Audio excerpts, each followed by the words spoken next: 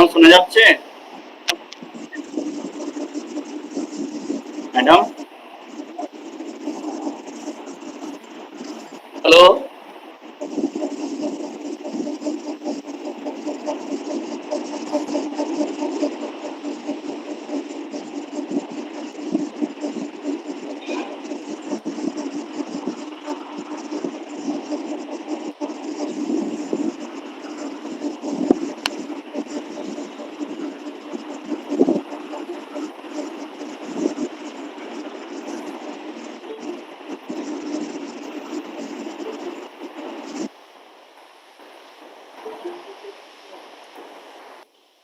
সুরজ, হ্যাঁ হ্যাঁ ম্যাডাম শোনা যাচ্ছে?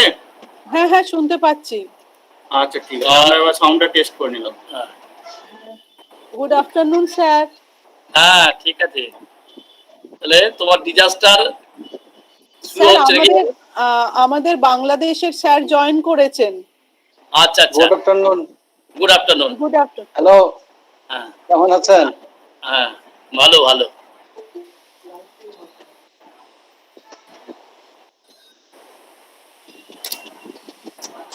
এখন আমার ভিডিওটা করে রেখে দিই। হ্যাঁ, আমি অফ করে রেখে দিই দিয়ে তখন বাংলাদেশের সঙ্গে কথা বলি। কি নাম ভদ্রলোকের? উপাজ্জল না কি নাম?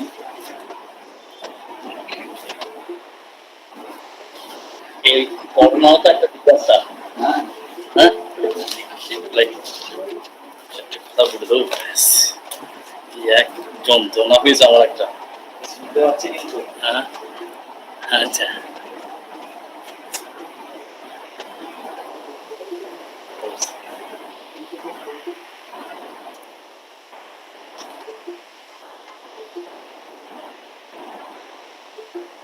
আমাকে দেখতে পাচ্ছেন না? দেখতে পাচ্ছি, শুনতে পাচ্ছি।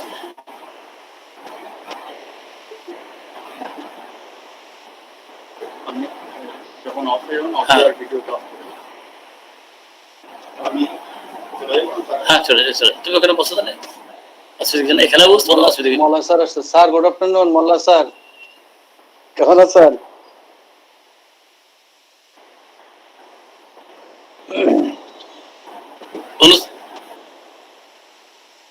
মধুমিতা, দাঁড়ান।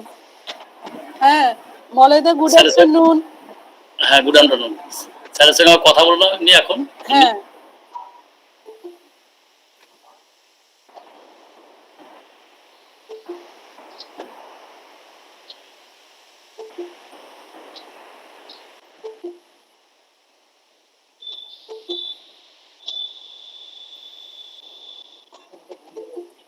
হুম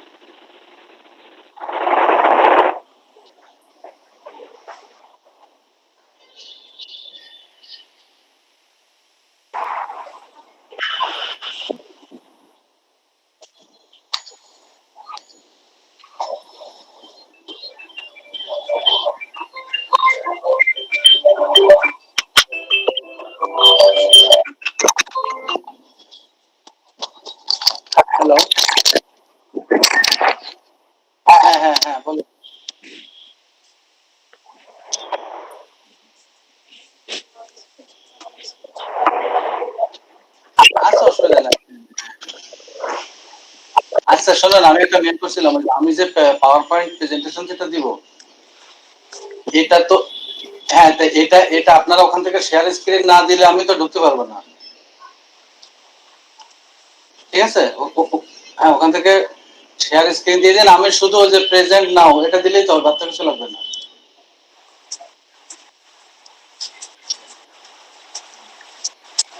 আমি আচ্ছা ঠিক আছে।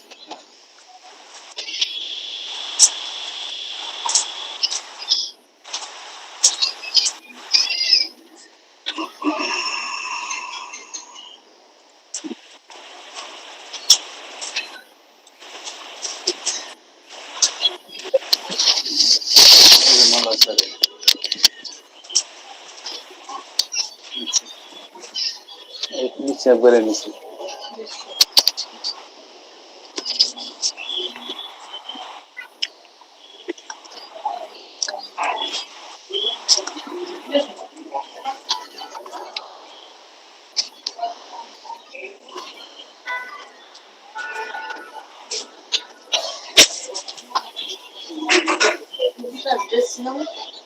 দেখতে পাবে একটু?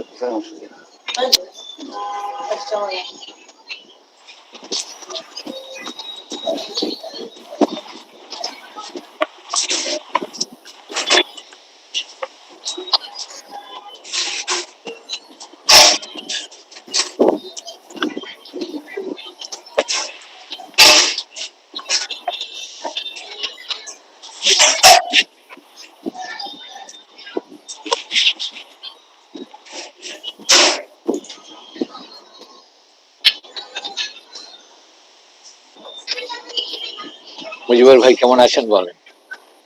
হ্যাঁ স্যার ভালো আছে স্যার, আপনি ভালো আছেন? হ্যাঁ ভালো আছি ভাই। হ্যাঁ অনেকদিন পর দেখা হলো। অনেকদিন পর দেখা হলো একদম। স্যার ম্যাডাম কেমন আছে? ম্যাডাম কি আছে, ম্যাডাম বাড়িতে এখন ইয়ে করছে, একটু খাওয়া দাওয়া করছেন। হ্যাঁ ভালো আছে। স্যার আপনাদের কি বৃষ্টি হচ্ছে নাকি? ওয়েদার কেমন এখন? এই আছে, মাঝে মধ্যে বৃষ্টি হচ্ছে। বৃষ্টিতে এবারে খুব বৃষ্টি হলো। হ্যাঁ, খুলনা অনেক বৃষ্টি।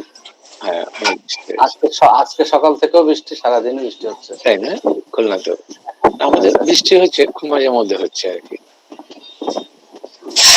আচ্ছা, আপনি যখন অফে থাকবেন এটাকে অন ওই অডিওটাকে অফ করে দেবেন, মিউট করে দেবেন। হ্যাঁ, কারণ আমরা দুজন খুলে রাখলে অন্যের ডিস্টার্ব হয়, তখন ওই ইকো সাউন্ডিংটা আসে, মেটালিক একটা সাউন্ড হয়। হ্যাঁ বেশ বেশ ভালো, অফ করে দিই।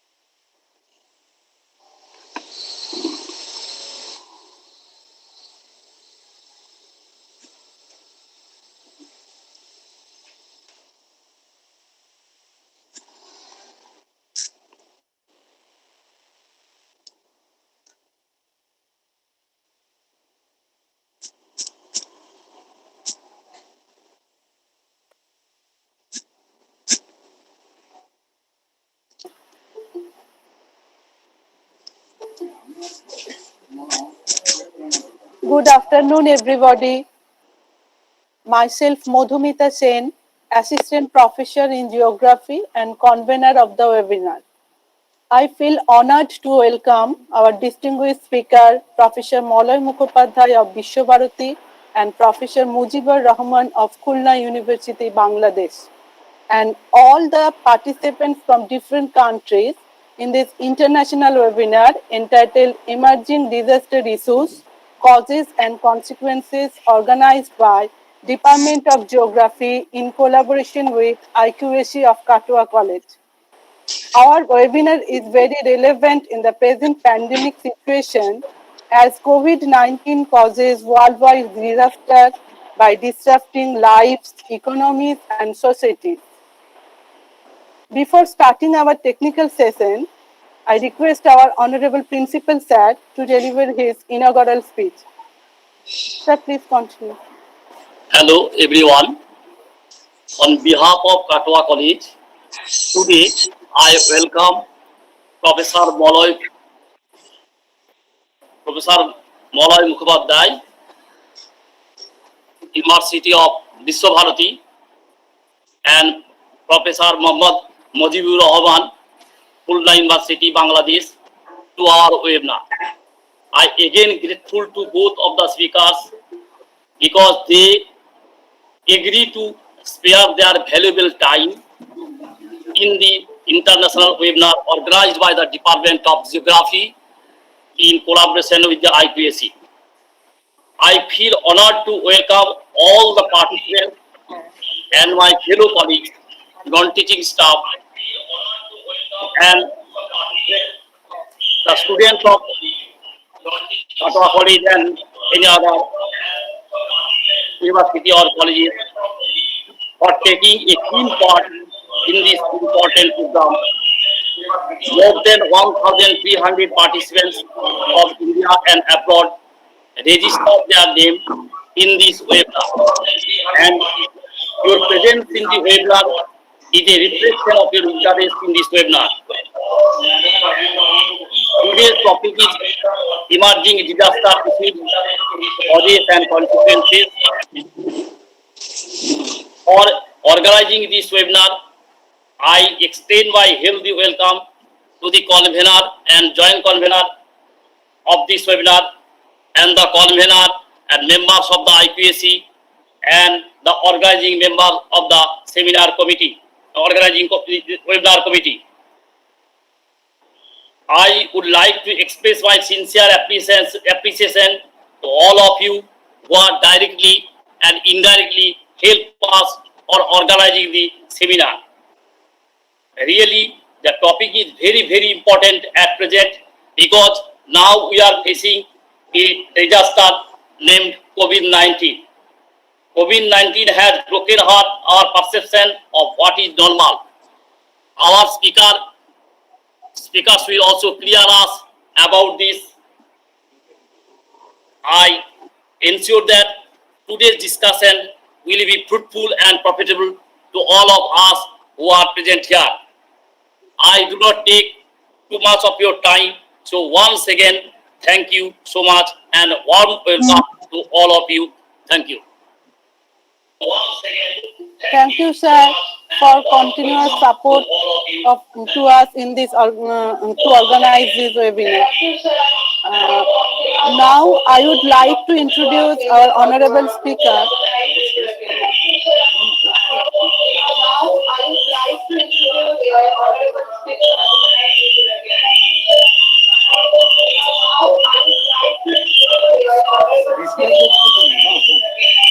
ইকো হচ্ছে তো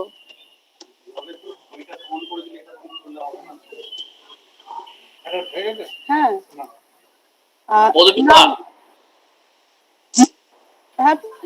Echo is taken place. Now I would like to introduce our honorable speaker, Dr. Maloy Mukhopadhyay, Professor and former head of Department of Geography, Bishwabharati, teaching since last 32 years and supervised 19 PhD scholars for their doctoral degree. He is a geographer with immense passion on river who is accepted worldwide to install marker stones at the source area of river Ajoy, Kopai, Kunur, Korola and Kumari. Being a senior professor, he has taken out time for several creations which include exploratory books on subject-oriented topics, uploading short stories, poems and novels like গল্প ভূগোল নিয়ে, Everest থেকে Niagara, etc. Passionately, he spent days with tribal communities, namely Ongi, Kani, Santal, Apatani, and is well known for trekking along four rivers of India. These are Tarafeni, Kopai, Ojoy, and Moiraxi, and River Thames of England. Today, he will discuss on the topic emerging disaster issues, management through neo-deterministic approach. Sir, please continue.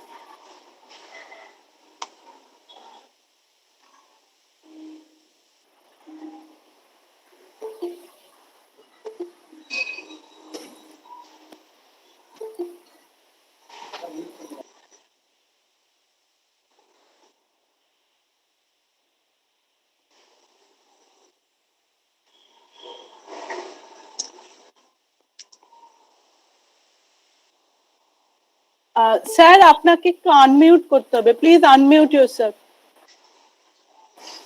Is it now okay? Yes, sir. Yeah.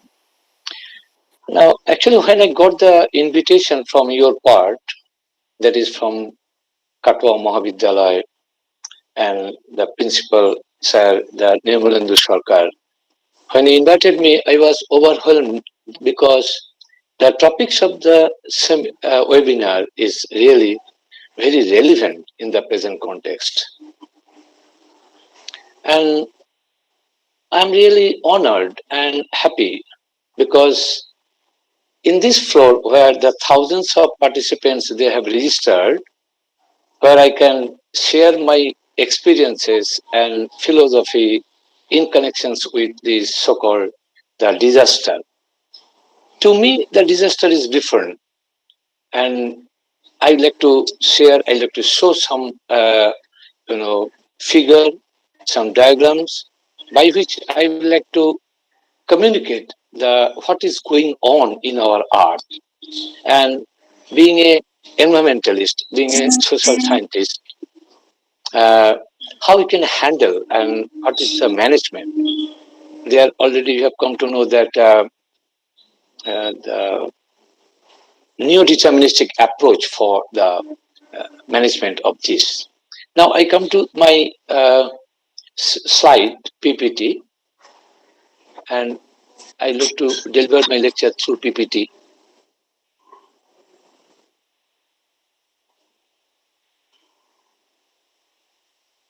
Now, is it visible?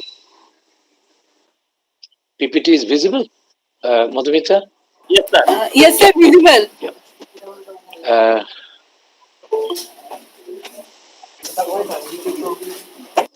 Now, already I have declared the topics of my deliberation, that is the emerging disaster issues, management through neo-deterministic approach. Now, first of all, we have to clear what is the hazard. All we know, but still I like to say again, that is the hazards is a dangerous situation or event that carries a threat to humans. And disaster, we can term that is disaster when it is an event that actually harms the humans and disrupt the social activities.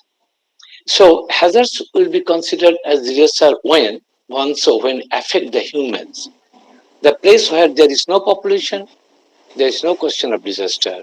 That's a remain as hazard. Now, what is neo-determinism? It's a theory. It's a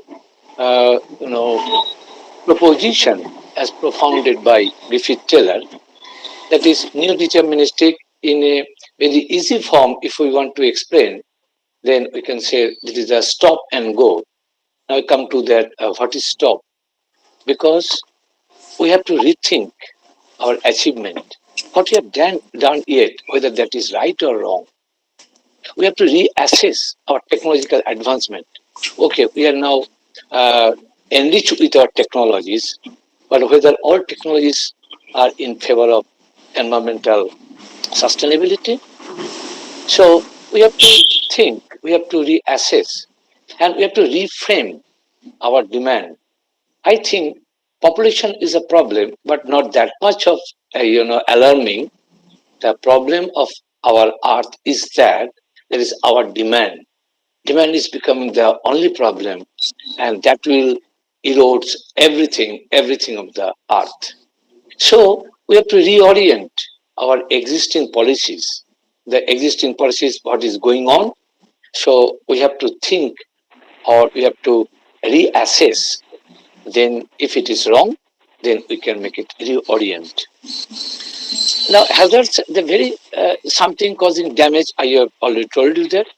But the second line, according to the Webster's dictionary, the an expected and predictable event is not hazard. When that is unexpected and when that is unpredictable, then that is hazard. But natural hazards, to me, the volcanic eruption, tsunamis, earthquake, these are the events. These are the environmental events. These are not the hazards. And these events are occurring in support of universal system of dynamics, because there is a system dynamism. The one volcanic eruption that will erupt huge gases and that will mix with the atmosphere. It is a normal process, and this is called as the system dynamism, system dynamics.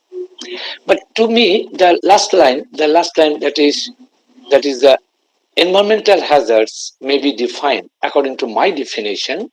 Environmental hazards may be defined as a result of a gap between. There is a gap between the human aspiration, because our demand and means of knowledge to support. So therefore, there is a gap between. I want the at a limited rainfall. I want the required rainfall. So my aspiration is like this. But we know this year we are receiving enormous rainfall, and that is due to the normal rules. The geographer or environmentalist or meteorologist, they can already predict that this year we will receive more rainfall. So if we if our demand is that there should be the limited rainfall, required rainfall only, then there is no hazards.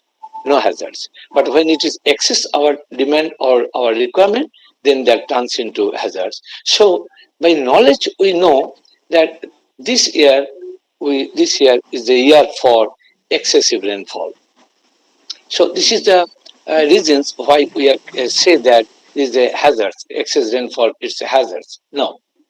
Now I like to explain this neo-deterministic approach on various environmental entities. I'll discuss on desert issues, discuss on the marshland issues, I discuss on forest land issues. So these are the hazards we are creating, but actually there was no hazards. Neo-determinism on desert management, and this is the map of the eastern part of Sahara Desert. The river Nile is there, and I went there about 5 years back. I noticed that this is the oasis.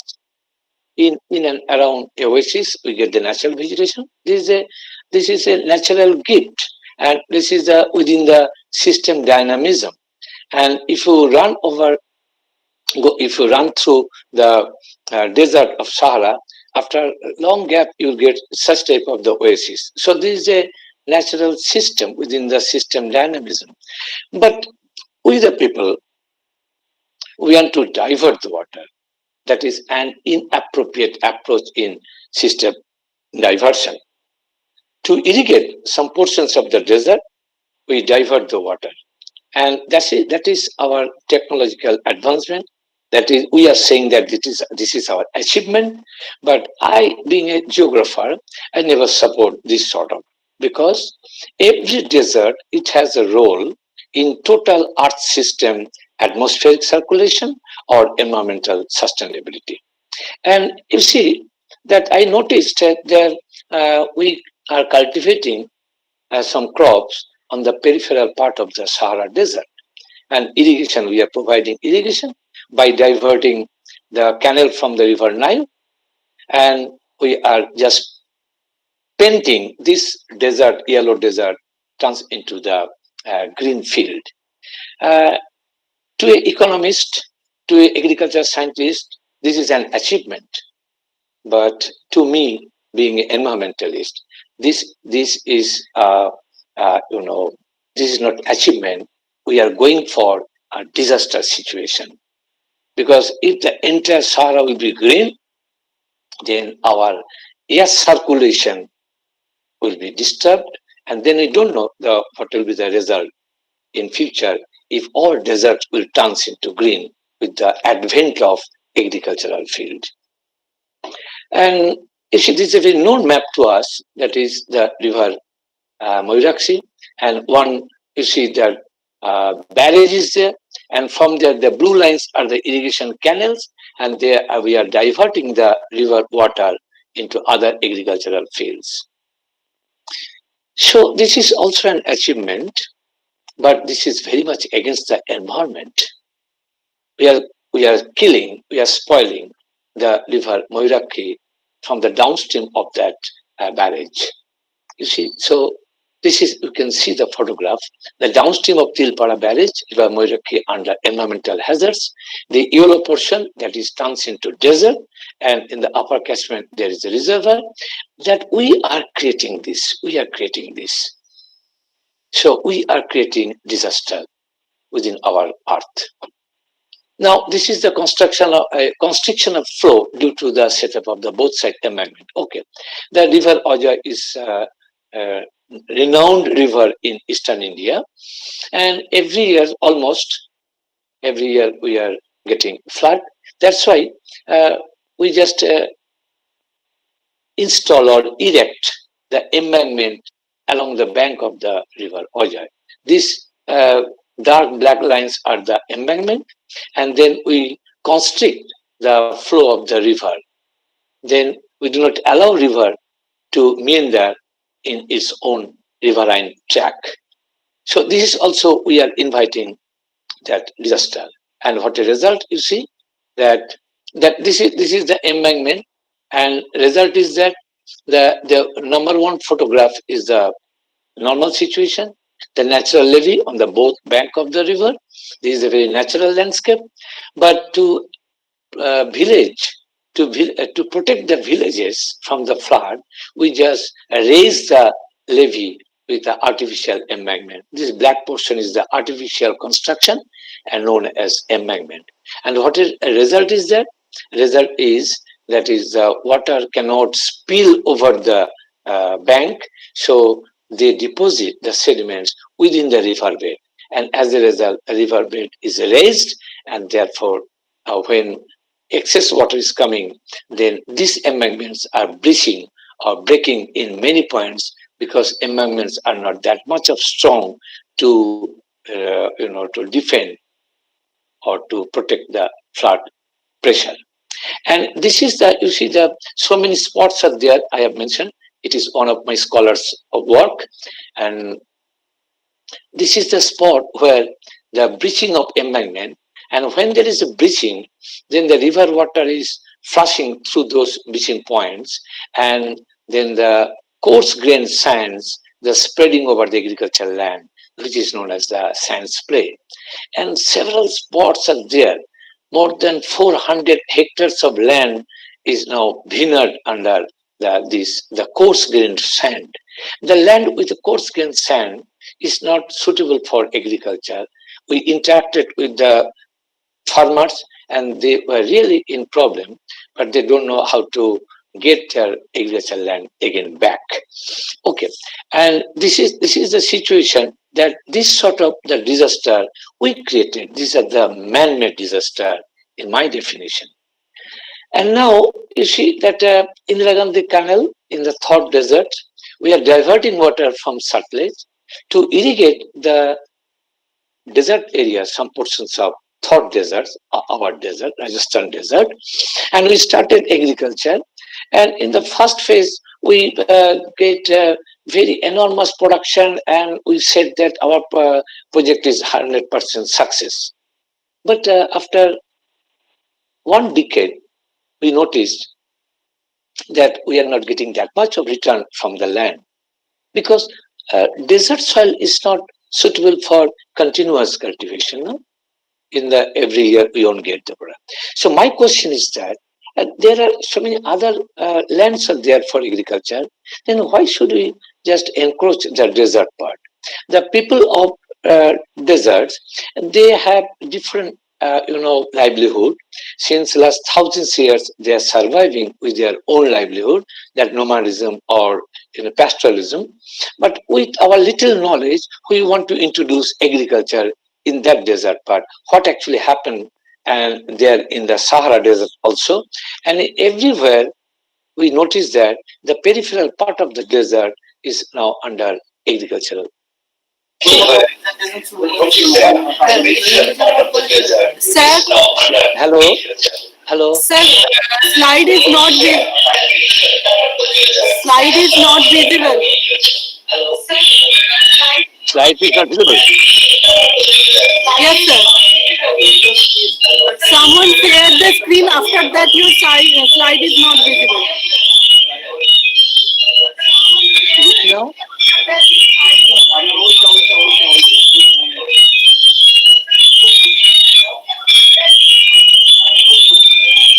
Just a minute. Hold on, please.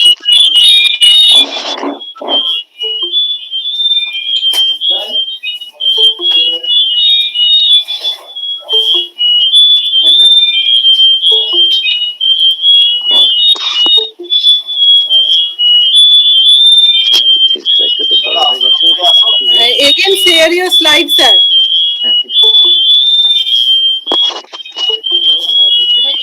Now is it visible?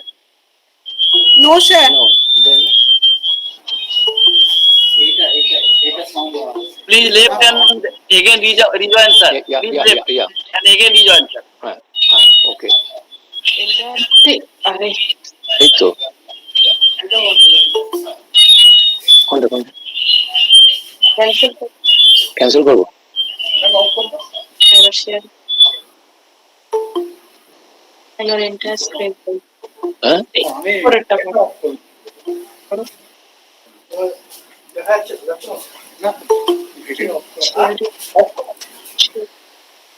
এখন ওইসব শিখে গেছি, ওটা প্রথম দিনের mistake. এতদিন হয়ে গেল এখনো এগুলো শিখলাম না। Is it visible now? Yes, sir.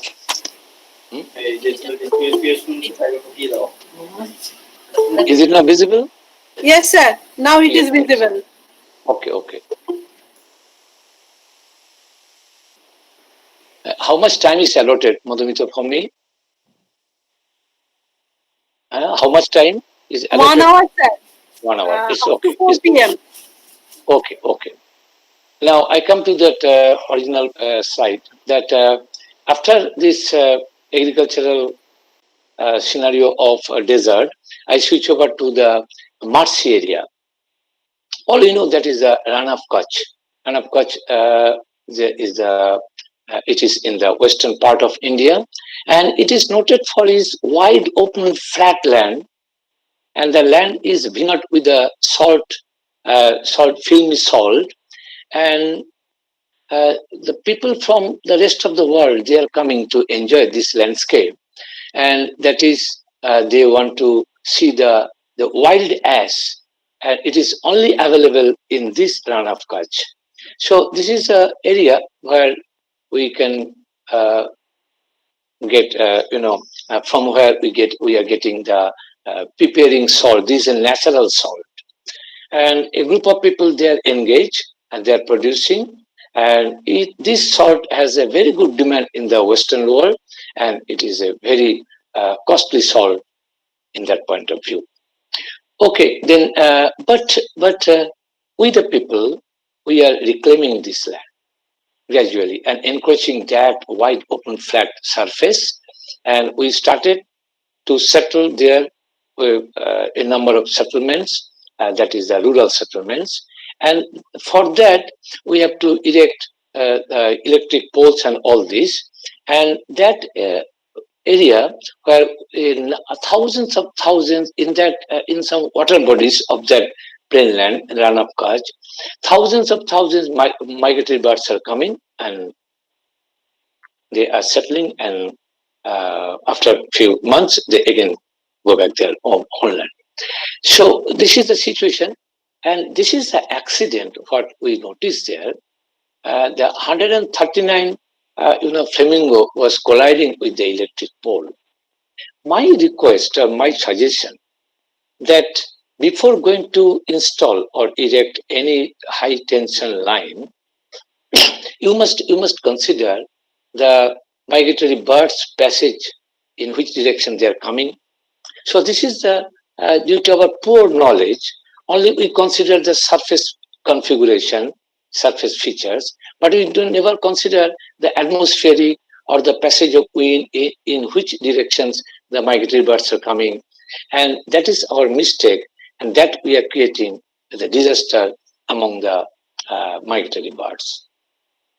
And the Kite Festival, and the government is earning huge revenue from this because lakhs of tourists are coming and they are enjoying the Kite Festival. And this extensive flat surface, nowhere in the world such, there are kilometers after kilometers with a little undulation. So this sort of the huge Kite Festival can be conducted there or organized there. And so we can use this land in that form, not by extending the agricultural field, not by creating the rural settlement, or not by erecting or installing the high power electric poles. So this is called the determinism. And new determinism, we stop for a while, and then how much we have done, whether it is good or bad, then we go for the further achievement or activities. Now, I want to say about the Aral Sea. All you know that this sea is within the Kazakhstan and Uzbekistan, and this sea has an area of 68,000 square kilometers, and this sea is a sweetwater sea, and this is the storehouse because the river like the Amudarya and Siddharya, they are flowing through this, and this is their water bodies. So this is one of the great sweetwater reservoirs of our earth.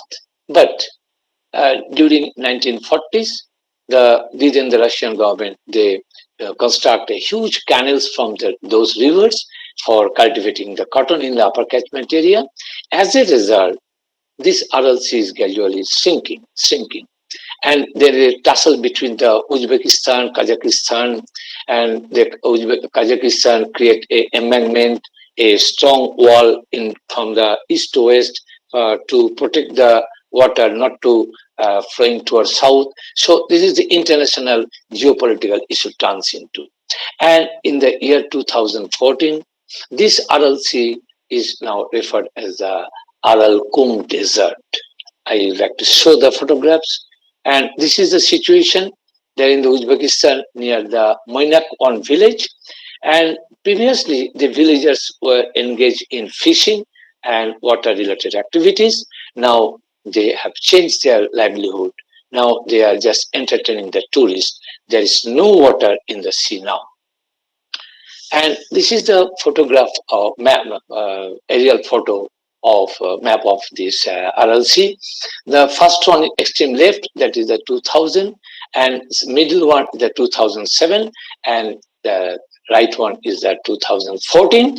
You see how the water is gradually sinking. When I went there 2019, there is almost no water.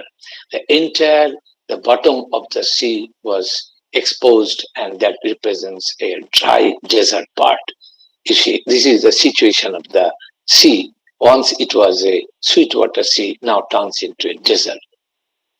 And the ships are just remains as the relics of this.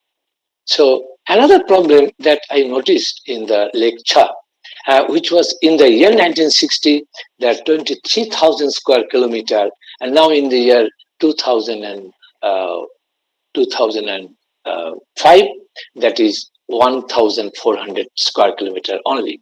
And that is due to the construction of dam in the upper catchment areas. So we are retaining or obstructing or do not allow the river to flow to this lake, Chad Lake. So that's why the lake is gradually shrink. And by this 50 or 60 years, almost 95% of the lake is now disappeared and turns into a desert extension. Now, another problem, we are creating disaster, that is the water extraction. Extraction of groundwater from basin area creates a new hydromorphological environment. All we know, previously our Ojoy, Moirakhi, and so many rivers in Bengal as well as India, they were perennial in nature. That means you get water throughout the year. But we are extracting groundwater in agricultural field in and around on the both sides of the river.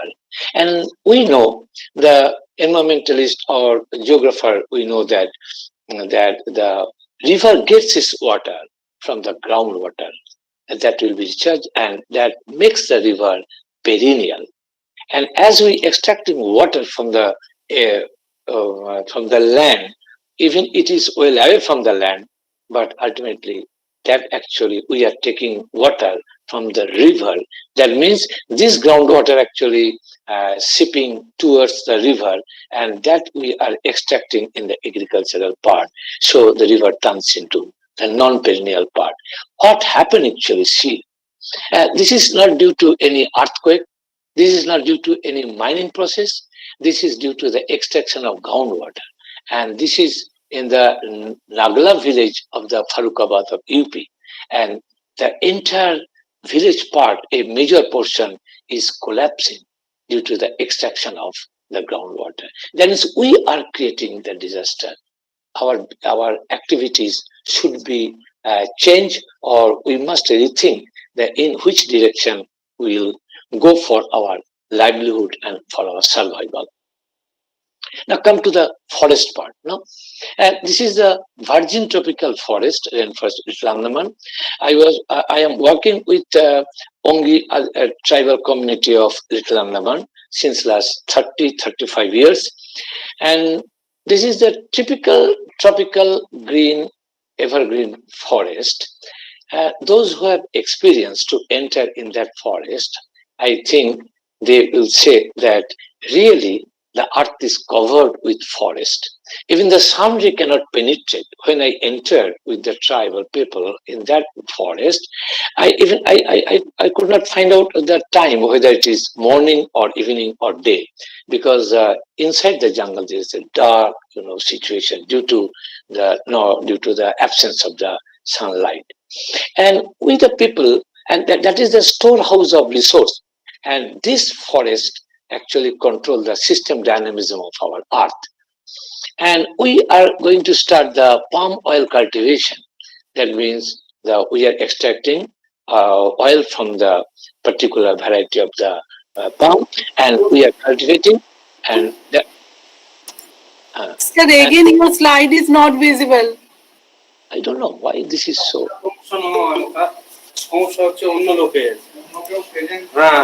Someone is entering. Yes, sir. We have already instructed no one share the screen. Now it is visible? No, sir. Yes, sir. Slide is visible. Someone is saying that side is visible? Is it? No, sir. It's not. Still not. Is it visible? Yes, sir. Still visible. The palm oil cultivation. No, sir. It's not still visible. Yes, sir, it is visible. Visible. Yes, sir. Now it is visible. Okay. May I continue? Yes, sir. Yeah, yes. Now, you see that this is a palm oil cultivation we introduced in Little Andaman by clearing the tropical evergreen forest. And later we saw, after 40 years, we saw the production of the palm oil is not that much as we are expecting, because those palm oil plants are not suitable for that area. So this is another form of the disaster we are creating. You see the soybean cultivation in Brazil. You know that Amazon forest, Amazon tropical forest is cleared 26,000 square kilometer for introducing the soybean cultivation during 1995. Just after 15 years, 2010, they noticed that they are not getting the expected production of the soybean from that plot. So they are give up the program there. But you see, the forest of Amazon, we cleared 26,000 square kilometer for a false or wrong approach or create the agricultural land. So no, this is not the right way. And by that we are facing this sort of the disaster in other parts of the world. Now come to the point, the river. I have some work on river. Already have come to know from Madhumita that this is the nature of worshipping in India. Some of you have experienced it, that on the bank of the Haridwar in Lakshmanjala, in Benares, in Navadvip, in Dakshineshwar, we are worshipping the river in the evening by this way. And for example, at present, 2017, India is experiencing, or India has 5,701 big dams, and which is very much against the environment. I don't know how we'll manage this, how we'll handle the forthcoming problems, what we will face in near future. And another approach, that is a privatization. Some portions of the river is given to a particular company. There's a Radius Water Limited company. There's 22 kilometers of Shivnath River in Chhattisgarh, and that is, they can use the water according to their need. So we are not thinking about or welfare about the river all the time. We are thinking for our benefit also. But today we are getting benefit, we are getting the profit, but just a few decades after, we have to face a miserable situation that cannot be replenished. That's why I like to quote the great Rabindranath Tagore's the statement. He said in a lecture 1907, he said that let the river flows. Don't use up all its water for bathing, drinking, and growing autumnal rice. Though if you allow the river to flow, though it has no economic return, we won't get any profit, but it has a great significance in maintaining its flow. Hello, listener, just imagine 100 years back, he said this from his realization. And today, 2010, 2011, we are introducing one concept, that is the e-flow, that is the environmental flow. So we have to feel for the nature, then we can overcome so many problems in relation to the disaster. And in the year 2004, in Oklahoma, United States, there was a summit in relation with the decommissioning of river dams. We should decommission, we can abolish, we can destroy. And July 1, 1991, Edward Dam, and that was totally decommissioned in United States on River Kennebec. And you know how much cost was there for decommissioning that dam?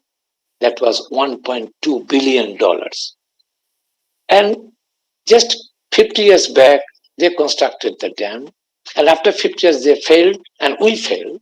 We feel also that these dams are not, in favor of environment. This is very much against the environment.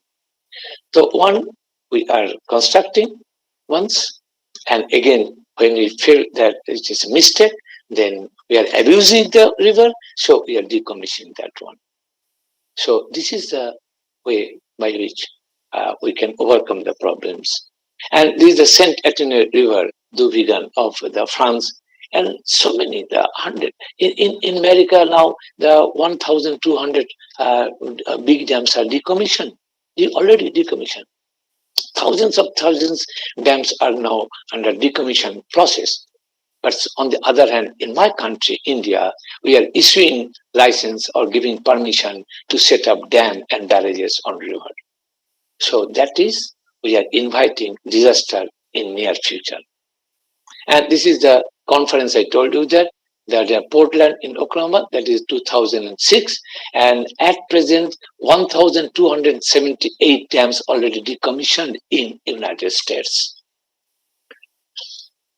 Now, approaches to overcome. How will overcome these emerging disaster issues? And already you have come to know from Madhumita, she mentioned that I checked 5 rivers, 4 from India and 1 in England, that is on river Thames. And when I went at the source point of the river Thames, which is well away from London, it's a small village known as the Seven Star. And they put a marker stone and to point out that this is the point from where the river Thames is originating. And one word is written there, that is the pagan culture. Pagan culture means worshipping to the nature. When your culture is very much to the worshipping the nature, that is known as the pagan culture. And the British government, they set up this marker stone, and I interact with a professor in Oxford University, and he said that our life is surviving with 2 components, one that is the rock and another that is the water. From rock we are getting the soil, and water, that is the only thing by which any organism, living organism, can survive. So they are putting this marker stone to show their pagan culture.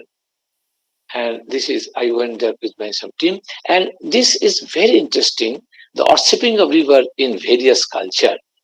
I think some of you have noticed that the Indians usually, not Indians, rest of the world, I noticed in many countries, the people are throwing coins to the river to show their worshipping. They bow down to the river. It's a component by which our civilization can survive. So we are throwing coin.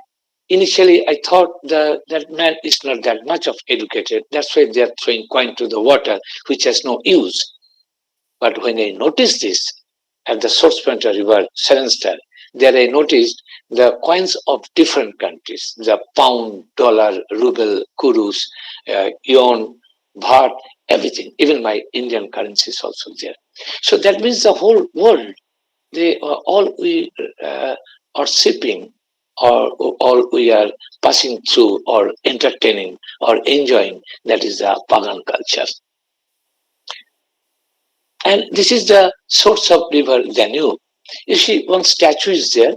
The elder one is the Mother Earth, and she is requesting her daughter, that is the Danube, just you flow in this direction. So there is a beat, there is a story, and people are enjoying that one.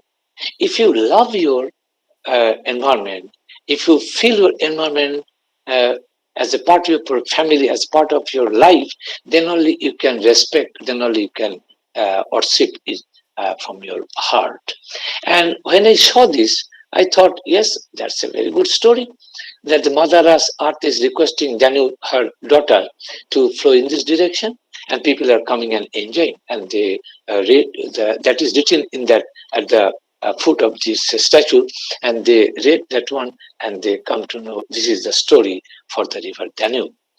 And the people are throwing coin there also in that water body. This is a crushed sinkhole. The water is a spring. It is coming out from the underground part, and that actually is the origin point of the river Danube. And I took my students along the rivers to feel that the component, the natural component, river as a component. And if you love river, then only you can understand how much the river wants to give you. So I conducted so many trekking program, and this is 2017. I conducted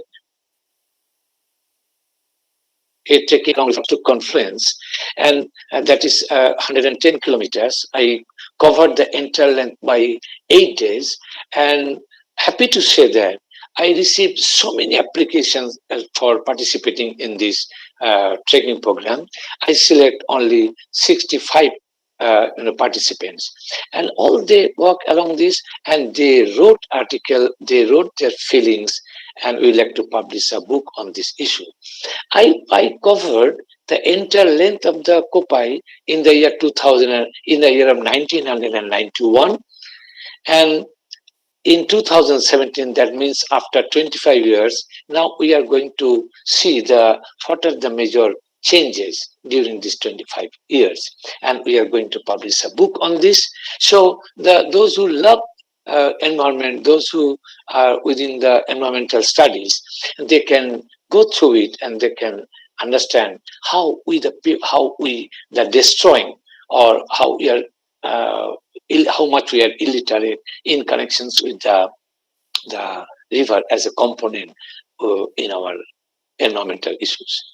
And this is the source area of river Ojoy, and there that is they have the construct reservoir and to irrigate there in and around the cultivated areas. And I went there with my students there. I noticed that the people in the source area, they are worshipping a lump of mud, and they are worshipping it as, and they believe that the Ganga, river Ganges, is the mother of river Ajoy, and that is, their village is the source point of source area of river Ajoy. That's why they are worshipping river Ganga. They are collecting the mud from river Ganga, and they are worshipping. And that is the perception regarding their river. And then I installed a marker stone there. Marker stone, that means this village from here river Ojoy is originating. And when I installed this one, you see the people from in and around of that village are used to come and gather, and they're worshipping this. The one pebble from river Ojoy in front of that marker stone, and they're worshipping every day, even today also. The village women are coming and pouring down water and giving flower to it. That means the pagan culture. It is within the villagers' mind, but we just inculcate, we just encourage them in that way. And what is written in that marker stone? That is in recognition of man-nature attachment. This stone is placed at Sarwa to mark the source area of river Ojoy. And as I was the captain of 1991 and 2017, and they said that you are by the courtesy of you, we are setting this one. And this is another river, the Kopai River source, the marker stone we installed there. And this is the marker stones. And we put one map in that at the bottom of that, in that display board. And then the source of river Konur. Konur is another river. And that particular tank is the people are taking water for the drinking purposes, even today. And they believe that if they will take the water from this tank, tank, then they will not face any stomach problem or anything. And this is the marker stone. This is also a spring point. The river Kunus is originating, and this is the map and all this. And you see the Kollan Rudra, the chairman of the pollution control, he was there to unveil the marker stone of that area. And another river, that is the river Corona. It is within the Boikuntapur Wildlife Sanctuary.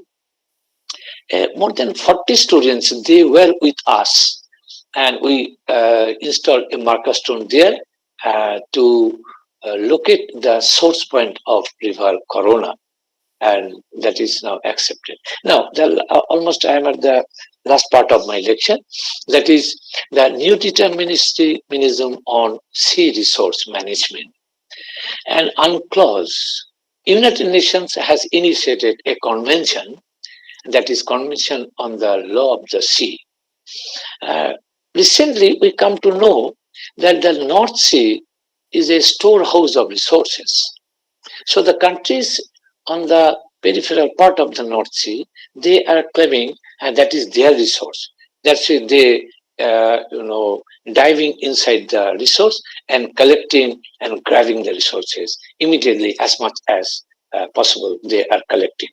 But the rest of the earth, we noticed, being an Indian, we also in that part, we wrote it to the UNO that that North Sea, we have also the same right. So the countries, those who are in and around, they will not only enjoy the resources. Then and there, in the year 1972 and 73, and the convention was adopted in 1982, an amendment modified by 1994, and in that program, about 157 parties, means 157 countries, were present in that point, in that meeting. And now there is a great restriction. You cannot use the entire resource for a particular issue or purpose. That is the role of the geographer and geologist, that we find it out that the North Sea is comprising the 18 plates, and out of these 18 plates, 8 plates belongs to the Russia, 4 plates for Canada, and 1 plate each for the Norway, Sweden, Denmark, and Alaska and USA. And then accordingly, the resource is distributed, and you can take resource from the coast to about 200 nautical miles, and beyond that, that is the resource for the rest of the earth. So this is the convention as introduced by UNO, and rest of the world is now following and obeying that. Now, this is my last slide. That is the reorientation of human demand. That is the UNCLOD, United Nations Convention on the Law of the Demand. Right? That means if the North Sea resource, if it is under control, nobody can extract the entire resource.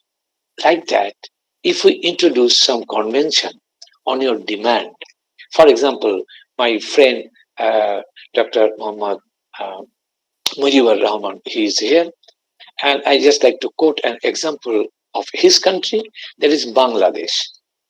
With the environmentalist, with the geographer, with the technological scientist, we can estimate the how much water the Bangladesh has within its river, within its water bodies, within its groundwater, within its atmosphere. So we can estimate the how much water is for Bangladesh. Then, if we divide that resource by the number of population of Bangladesh, then easily we can find out that the per capita consumption of water of that country, that is outlined by the Almighty God. That is a nature. If we, for example, if the per capita consumption of a Bangladesh people is about the 12 liters per day, if we cross it, if we try to enjoy the 20 liters, that means we are hiring or we are sucking 8 liters more per day per head. Then we have to take some unfair means, or we have to make some treaty with the adjacent countries. So if you outline your demand according to your available resource, then the earth can survive with its own resources. Otherwise, every moment we are creating the new field of disaster issues. You see that our water resource is limited in Bangladesh. Our water resource is limited in India, in every country limited. But we can enhance it by desaltation of the saline water to sweet water. So the scientists should give attention to create more water to support their nation's people demand. So on the one hand, if you increase your demand, then on the other hand, you must find out some technology or process by which you can create water, forest, soil, or anything. So, in my mind, that actually the problem of the earth is now, that is our demand, ever increasing demand. Only if we able to check our demand, then only earth will be survived. Otherwise, we have to encourage the forest, we have to clear the forest, we have to encourage the desert, and we have to convert some hills to plains, plains to hill. This is what is going on. That is not desirable. So this is all about my deliberation. I'm really happy and convey my regards to Principal Nirmalendu Sarkar, because he has given me a chance to share my perception with you and your students and the participants of this webinar. Thank you. Namaskar. Namaskar to all. Thank you, sir, for highlighting worldwide scenario of current disasters and different types of disasters. And it is very informative also to know that we can solve this problem by following Tagore's view. It is very informative to us. And we will come back after the second session with question arises from the participant. Yeah, Please yeah. wait. No problem. Okay, thank you. Our next speaker is Professor Mohammad Mujibur Rahman of Environmental Science Discipline, Khulna University, Bangladesh, having PhD in GIS application. He received PGD and Land Information System training from IIRS, Dehradun, India. He completed PG and UG in Geography and Environmental Studies and supervised several number of PhD scholars. He have attended various national and international seminar and conferences, and also published more than 100 articles in national and international level and 4 book chapters in international level. Today his topic of discussion is social and gender issues in disaster management. Sir, please continue your session.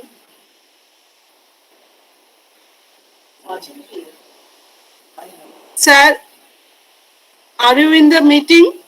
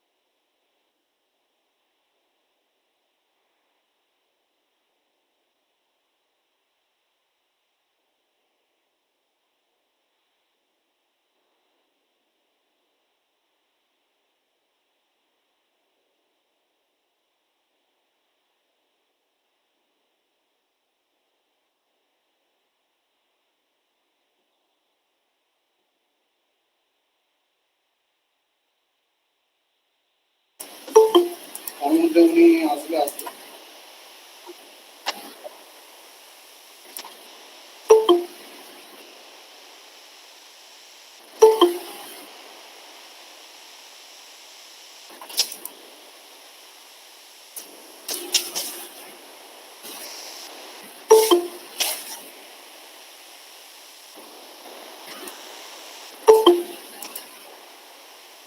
Due to network problem, Professor Rahman cannot join now.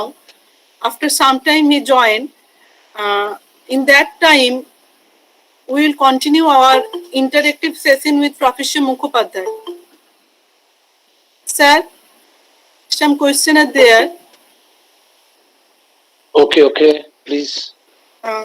Sir, one question.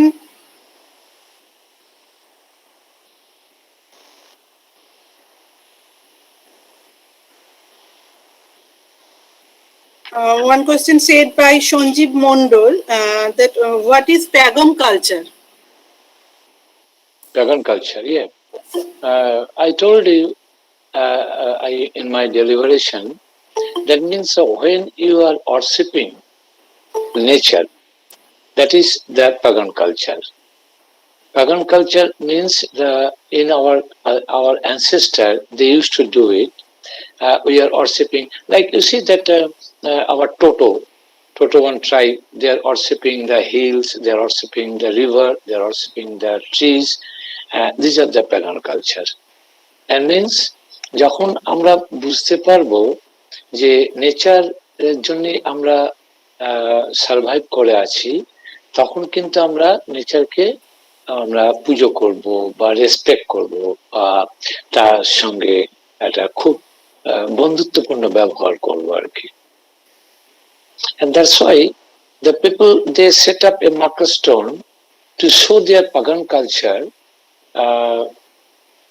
They accept that the source of river is a point from where our civilization started, like this way. এইটা তারা ভাবেন যে এই জায়গা থেকে আমাদের সভ্যতা, এই জায়গা থেকে আমাদের সভ্যতা, প্রাণবায়ু, সেই জন্য তারা খুব অর্শিপ করেন।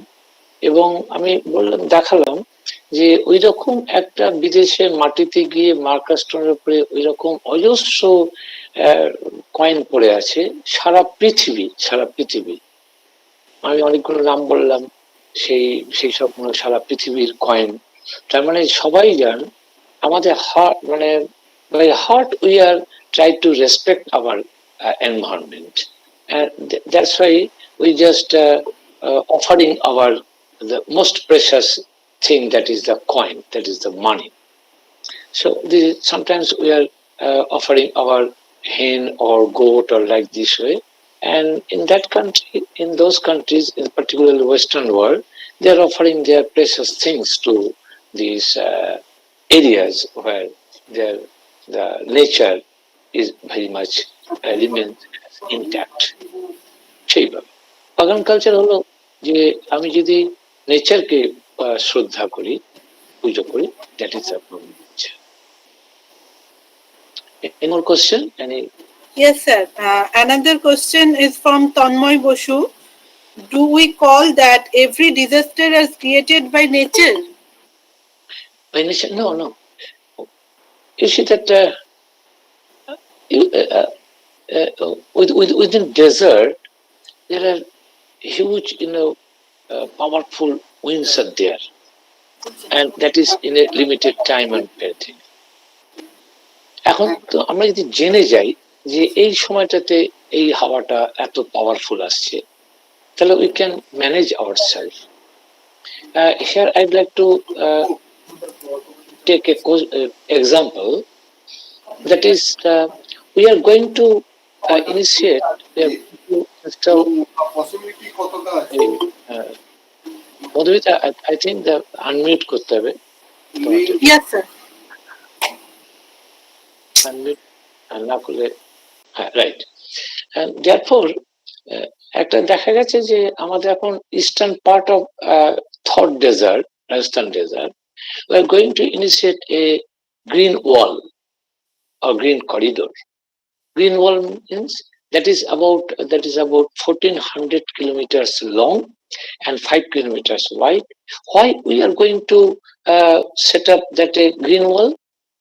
To protect our Gurgaon and Delhi, because Rajasthan sands is gradually spreading or extending towards east.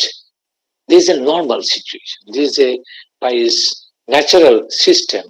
It will be. আমাদের গুড়গাঁও করার আগে তো ভাবা উচিত ছিল যে আমার কিন্তু রাজস্থানটা আস্তে আস্তে টুয়ার্ডস ইস্ট এগোবে। যদি Gurgaon is a economically very vital point for setting up or for building up a urban center, then our urban plans should be outlined keeping in mind that in a desert environment, what would be the building structure, what would be the road condition, what would be the drainage system, that should be.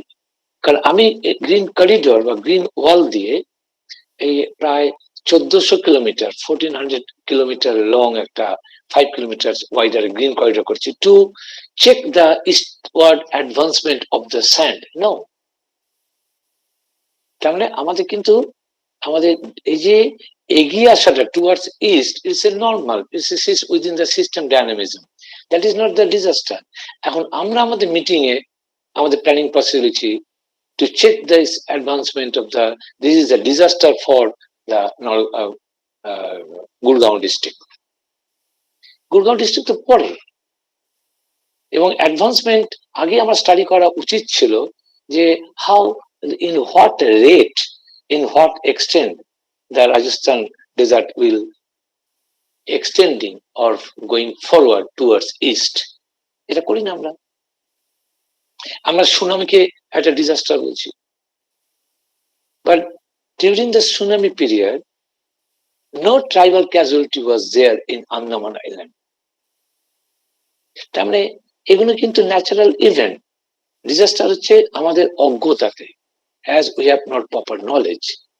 আমি এমন জায়গায় বাড়ি করছি যেটা একটা flood prone areas, আমি নদীর পাড়ে করছি without getting proper knowledge the seasonal fluctuations of the water table or water surface of the river.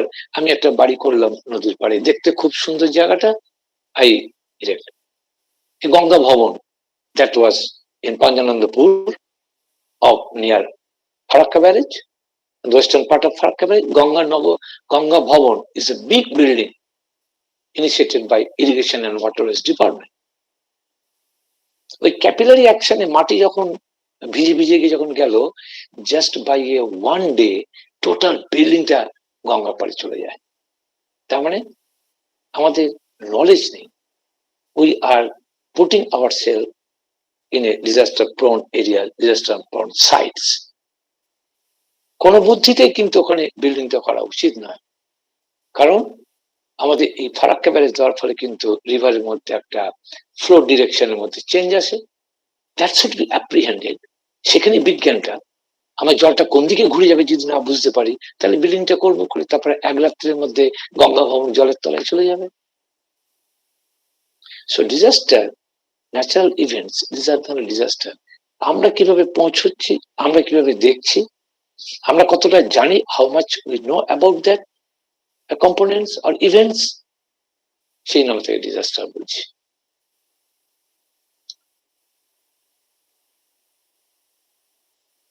Any more question or interaction? Yes, sir. Another question from Narendra Prasad. What are sacred groups? Does it still exist in this fast development? Pardon, arekbar bolo, please. What is sacred groups? Sacred groups, okay. Yes. Does it exist in this fast development? Yes, sacred groups, another approach by which we can restore the environmental situation of a particular area. What is that? Sacred groups an area where people are used to go there, they offering their good time, and the hundreds trees are there, and the insects are there, And in that particular sector, people are very pious in mind, and they do not kill any insects, they do not cut any tree branches. So therefore, by that we can get the environment of that area, because all living creatures, all insects and all local tree varieties, they are coming and they are surviving there. So in the past, even today, one of my scholars, he has done his PhD, Dr. Taposh Pal, and he just find out the thousands sector groups in Bengal, from South Bengal to North Bengal.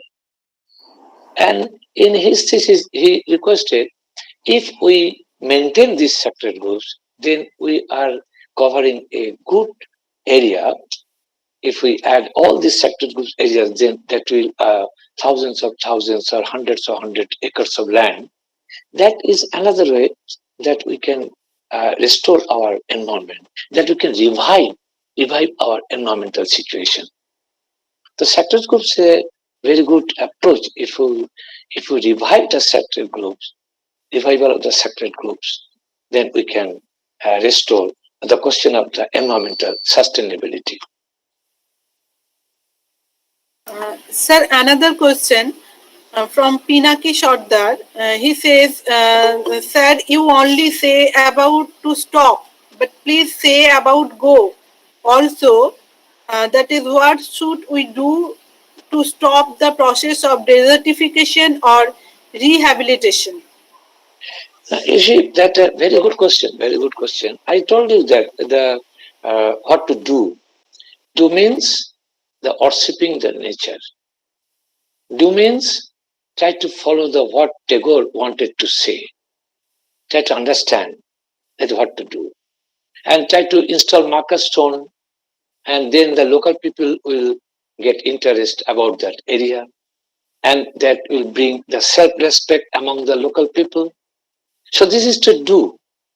And before erecting any dam, any embankment, make a thorough study and give space to a river to playing within its arena. So we can erect or create embankment or construct embankment not just on the sides of the river, it may be well away, giving space or arena to the river. Then he will not face that type of problem, the breaching of embankment or the false security to the village people in connections with the environmental creation, embankment erection. So we have so many things to do in favor of, environment. That is the sector groups. If we recognize the sector groups, if we enlarge the gradual sector groups, I'm not talking from the religious point of view, but I'm talking from the environmental point of view.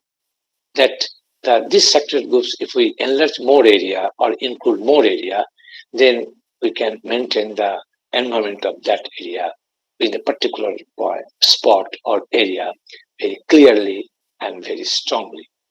And you see that I said about the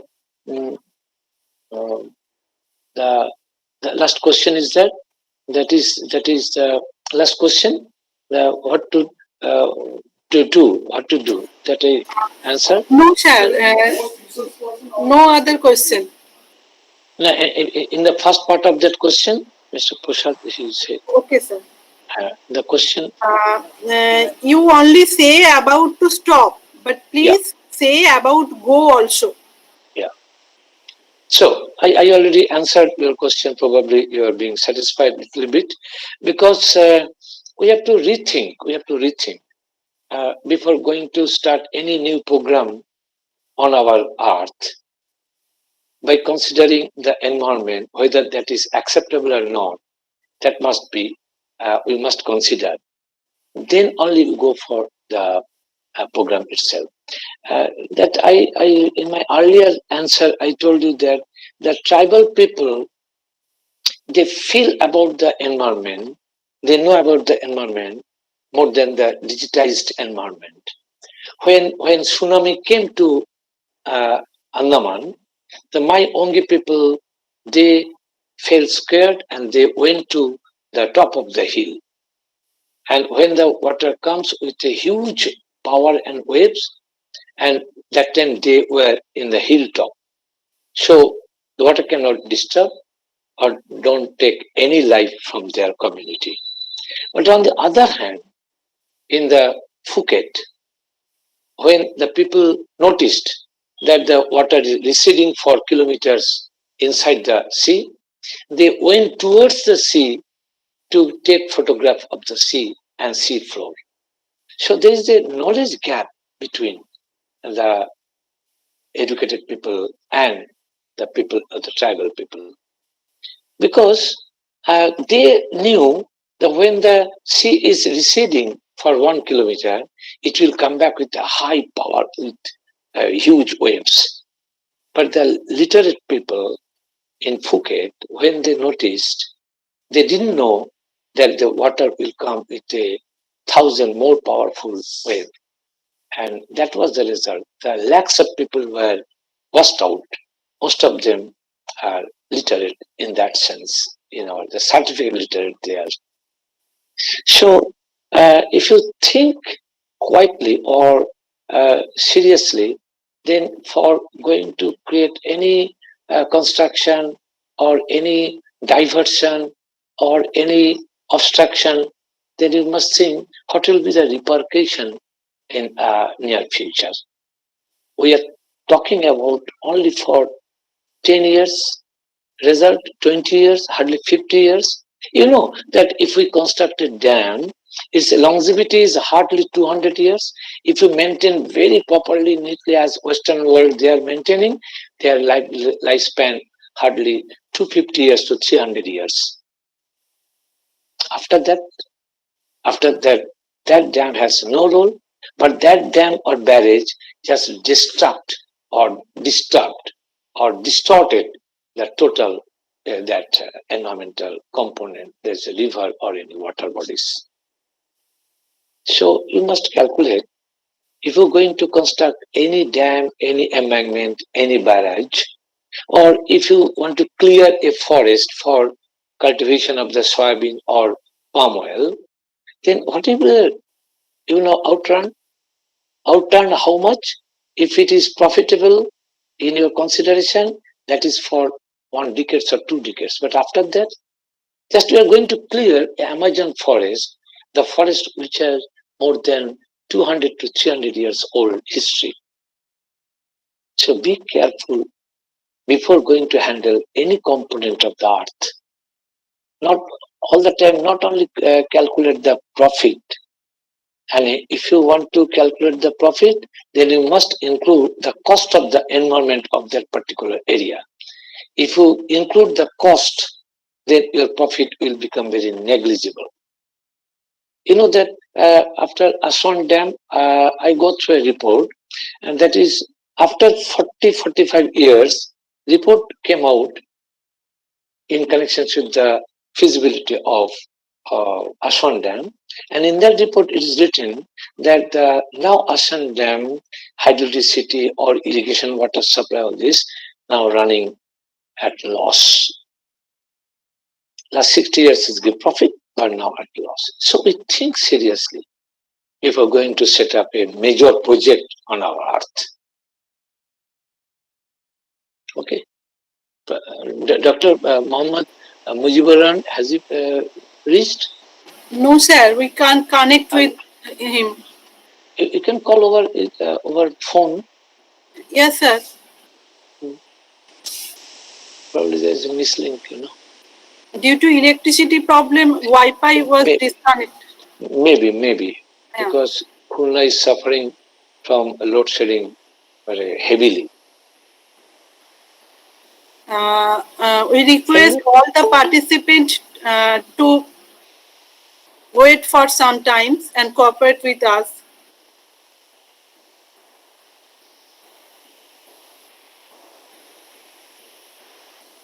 Anyway.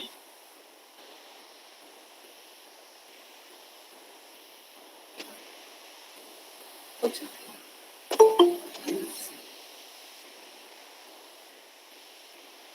Thanks.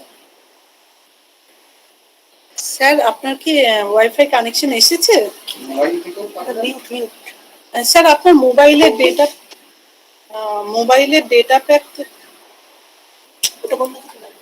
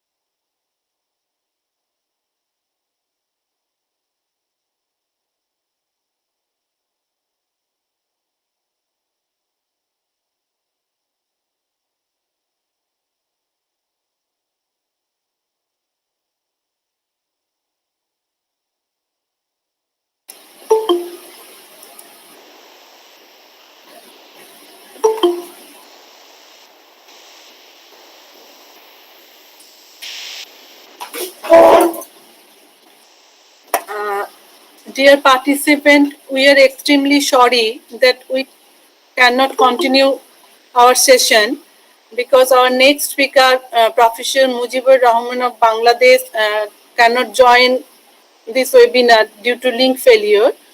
So now we conclude our session, and before conclusion, I request our coordinator of IQSC to give vote of thanks.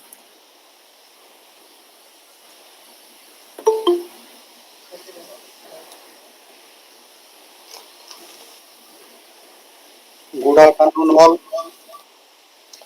Now we are reached our last session, and on behalf of the Department of Geography and Internal Quality Assurance Cell, IQSC of Katwa College, it's my great privilege to have been asked to pass a vote of thanks on this occasion, one day international webinar on emerging disaster issues, causes and consequences. Honorable President Sir, Honorable Principal Sir, respected Speaker Sir, respected convener of this webinar, respected joint convener, respected our all faculties of the Department of Geography and all members of IQSC of the Katwa College and all the respected participants in India and abroad India. At the outset, I thank Honorable Mr. Prashant Raj Shukla, President of Katwa College Governing Body, and I am also very grateful for inspiring and motivated us to organize this type of webinar. I may like to express our sincere thanks to Honorable invited speaker Dr. Malay Mukhopadhyay, Professor, Department of Geography, Vishwabharati, India, delivered a significant and relevant speeches on this crucial time phase when human beings and also nature are terrified to their existence due to such and such problems. Today, we had an opportunity to hear your thoughts, and this will surely be going to encourage us in our future ways. Your thoughts have enlightened our all participants' mind and have shown them a new path to create a new world. I express my full gratitude to both to the speaker for gracing the occasion and sharing their opinion today. Thank you, Dr. Mukhopadhyay. I must mention our deep sense of appreciation to Mrs. Madhumita Sen, Assistant Professor in Geography and Head of the Department and also Convener of this webinar for her selecting this contemporary webinar theme when all living animals, nature and human beings are endangered and find to way from out of the wood. I would like to extend a special thanks to Mr. Devakinandan Maji, Joint Convener of this webinar and also Convener of this seminar committee for inspiring us. I would like to extend a special thanks to Mr. Raviranjan Sen, Secretary of the Teachers Council for encouraging us. I am also very grateful to entire faculty members of the Department of Geography, Mrs. Mita Roy Brahmachari, Mrs. Madhusanda Das, Mr. Toton Ghosh, and Mr. Tanmoy Basu for their full support and well wishes. I also extend my thanks to entire members of the IQSC, whole body of Katwa College for their full support and well wishes. I also wish to express my deep gratitude to our principal, Dr. Nirmanendu Sarkar, for providing encouragement, support, and giving us an opportunity to organize this event. Finally, I cannot thank everyone enough for their involvement and their willingness to take on the completion of tasks beyond their comfort zones. Thank you all. At last, we remember all, stay safe, stay home, stay virtually connected and learn. Thank you.